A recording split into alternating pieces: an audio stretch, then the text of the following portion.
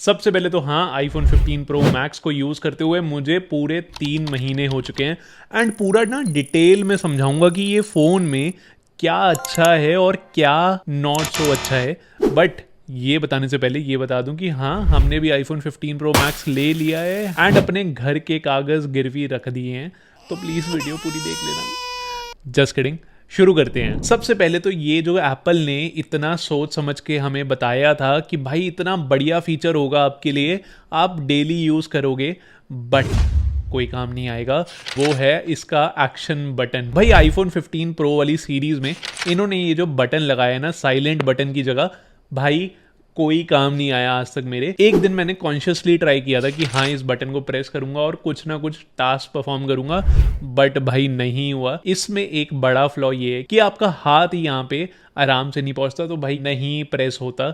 मैंने चलाना छोड़ दिया, मे भी फ्यूचर में चला लूंगा। इसके बाद डिजाइन में अगर बोलूं तो भैया ऐसा कुछ मेजर चेंज नहीं हुआ। टाइटेनियम बॉडी आपको मिल रही है, तो फोन लाइट वेट हो गया है। ये जो पहले ईट हुआ करता था ना, उसका वेट कम हो गया, तो भैया ज़्यादा प्रैक्टिकल हो गया है, इस बारे में मैं बोल सकता हूँ। देन इसकी ड्यूरेबिलिटी की बात करूँ तो हाँ, मैंने फ़ोन गिराया है 2 बार, और वो भी रोड पे।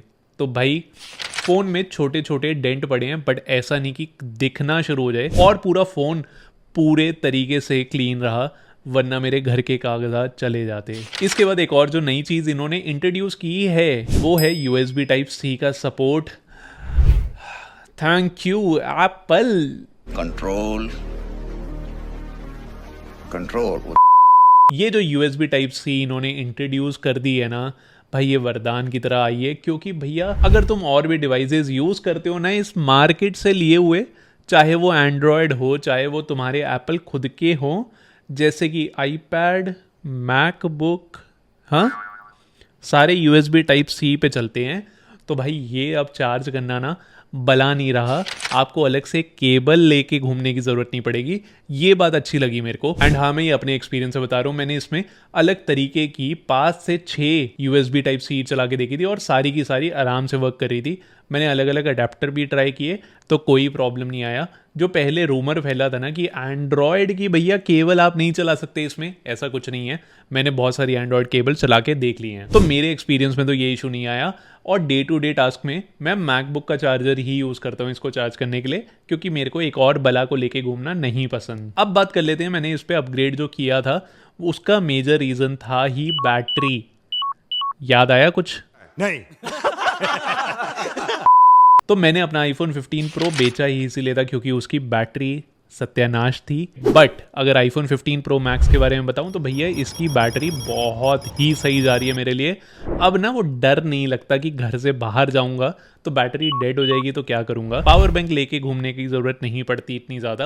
अब अगर बताऊं तो ये एक दिन मेरा आराम से निकाल देता है, और मैं बहुत ही हैवी यूज़र हूँ, क्योंकि मैं रील्स और ये वीडियो जो रिकॉर्ड हो रही है ये इसी के कैमरा से हो रही है। तो भैया सबका यूजेज अलग होता है, तो मेरा एक दिन आराम से चल जाता है। वरना अगर नॉर्मल यूजेज करोगे तो ये 1.5 दिन भी आराम से निकाल देगा।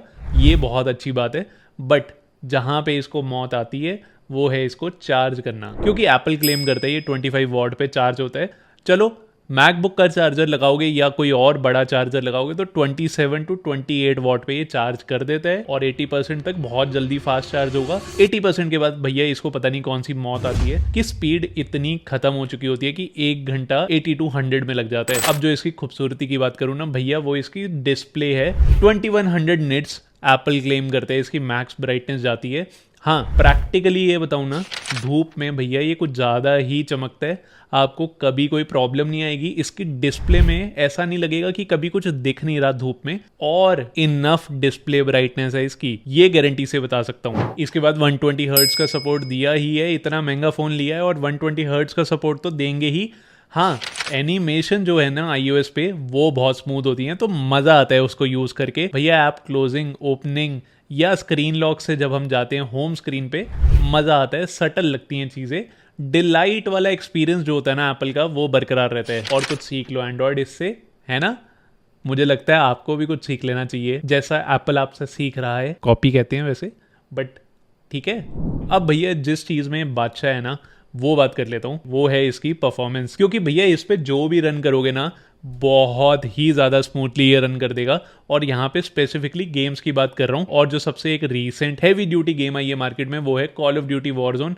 भैया वो हर एंड्रॉयड फ़ोन पे या और कोई iOS डिवाइस पे बिल्कुल ही बेड़ा करके है उसका, बट इस डिवाइस पे पता नहीं कैसे इन्होंने ऑप्टिमाइज़ की है। और पीक ब्राइटनेस पे भैया बहुत ही स्मूथ चलती है ये गेम। हाँ, फ़ोन गर्म होता है, ये मिथ निकाल देना कि आईफोन गर्म नहीं होता, बहुत ज़्यादा गर्म भी होता है। बट टॉपिक से भटकते नहीं है, गेमिंग की बात करूँ ना स्पेसिफिकली, तो ये भैया गेम स्पेसिफिक जो फ़ोन होते हैं ना उनसे बेटर गेमिंग भी करा देते हैं, ये मैं आपको गारंटी दे सकता हूँ। ये रहे कुछ क्लिप जब मैं कॉल ऑफ ड्यूटी वॉरजोन खेल रहा था, एंड भैया आप स्मूथनेस देखोगे ना बहुत ही कतल है। इसके अलावा कॉल ऑफ ड्यूटी चाहे खेलो, चाहे गेंशिन इम्पैक्ट खेलो, पर जो इसकी मेन चीज़ यूएसपी निकल के आती है ना, वो है जो एप्पल ने क्लेम किया था कि भैया हम इस पे AAA गेम्स लॉन्च करेंगे, जैसे कि रेजिडेंट ईवल विलेज आई, और फिर रेजिडेंट ईवल 4 आई, देन डेथ स्ट्रैंडिंग आई, ऐसे और भी टाइटल्स आने वाले हैं। और ये गेम 30 FPS तक आराम से निकाल देते हैं। ये बेसिकली PS4 की जो गेम्स थी उनको पोर्ट करके इस डिवाइस पे चलाया है। एंड हाँ, मैं डेफिनेटली इसके लिए एप्पल को अप्रिशिएट कर सकता हूँ, क्योंकि भैया अभी तक मोबाइल गेमिंग इंडस्ट्री में भैया तहलका इसी वजह से मचा है। हाँ, अभी ऑप्टिमाइजेशन की जरूरत है, बट हाँ, हमने नींव रखनी तो शुरू की। भैया AAA गेम चला रहे हैं ये छोटा सा डिवाइस, और क्या लोगे। और iOS की कुछ अब कमियां भी गिनवा दूं ना, सबसे बेकार चीज होती है इसका कीबोर्ड। भाई जैसे ही आप सेटअप करोगे ना अपना एप्पल डिवाइस, तो स्विफ्ट की या जी बोर्ड डाल लेना, एक्सपीरियंस मक्खन चलेगा। जो इनका नेटिव कीबोर्ड है भैया उसमें अलग ही स्यापे हैं, पता नहीं कुछ ना कुछ होता रहता है। I would highly suggest you कोई और कीबोर्ड ट्राई कर लेना। फिर इसके बाद जो सेटिंग्स है ना इनकी, भाई वो अलग ही मेस है। जो पावर यूजर को सेटिंग्स चाहिए होती है ना, वो पता नहीं क्यों एक्सेसिबिलिटी में पड़ी होती हैं, एंड जो सेटिंग आपको चाहिए होगी वो आपको कभी नहीं मिलेगी, वो सर्च करके ही आप वहां पहुंच पाओगे। देन इसके बाद अच्छी बातें जो कर लूं, भाई इन्होंने कस्टमाइजेशन लेवल पे भी स्टेप्स बढ़ाने शुरू कर दिए हैं।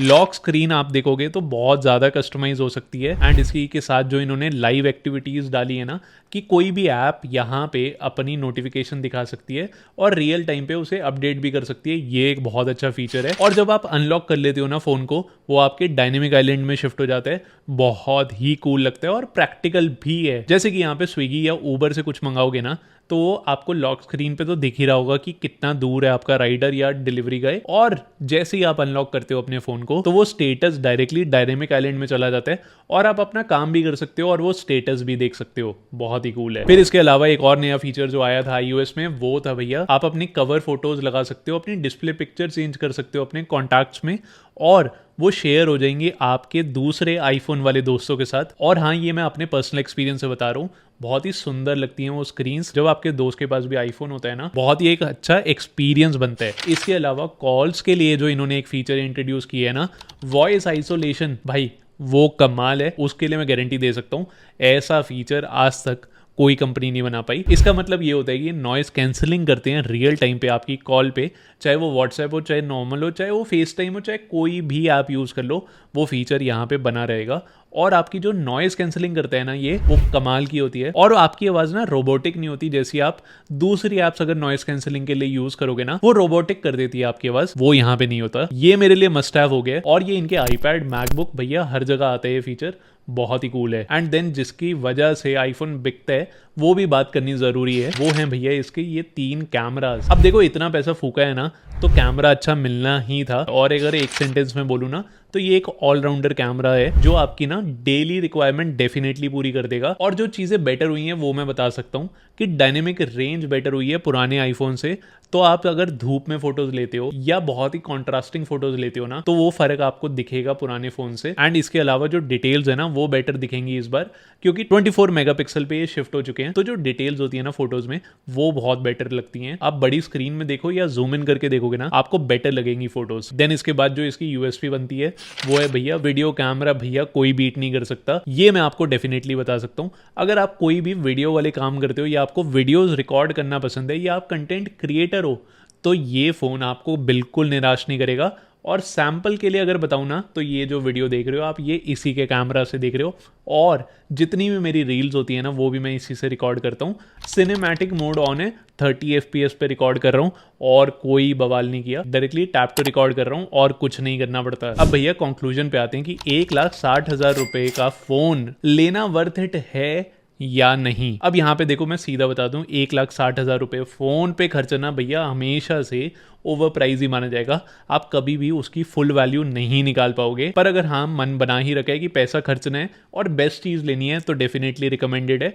आईफोन 15 प्रो मैक्स आपको निराश नहीं करेगा, ये मैं आपको बता सकता हूँ। ये एक ऑलमोस्ट परफेक्ट फ़ोन है। अगर आप iOS से खुश हो तो ये डेफिनेटली आपके लिए बना है, और अगर आप कस्टमाइजेशन में बहुत ज़्यादा बिलीव रखते हो और एंड्रॉयड की तरफ से आ रहे हो तो हाँ आपको बोर करेगा, बट ये फ़ोन निराश नहीं करेगा किसी को भी। अगर बेटर वैल्यू फॉर मनी निकालना है ना तो अपने चाचा मामा ताऊ या दोस्त किसी से भी बाहर से मंगवाना, बेटर वर्थ आपको डेफिनेटली मिल जाएगी। जैसे मैंने एक इंटरनेशनल वेरिएंट लिया था दुबई से, तो मुझे 1,15,000 का कुछ पड़ा था। That is fine for me, क्योंकि मेरे को कंटेंट क्रिएट करना है और आपके लिए कंटेंट बनाना है। और अगर आईफोन 15 प्रो लेने का मन बनाया ना तो ये वीडियो ज़रूर देख लेना एक बार, आपको पता लग जाएगा उसकी रियलिटी। टिल देन मैं चलता हूँ, नेक्स्ट वीडियो में मिलते हैं।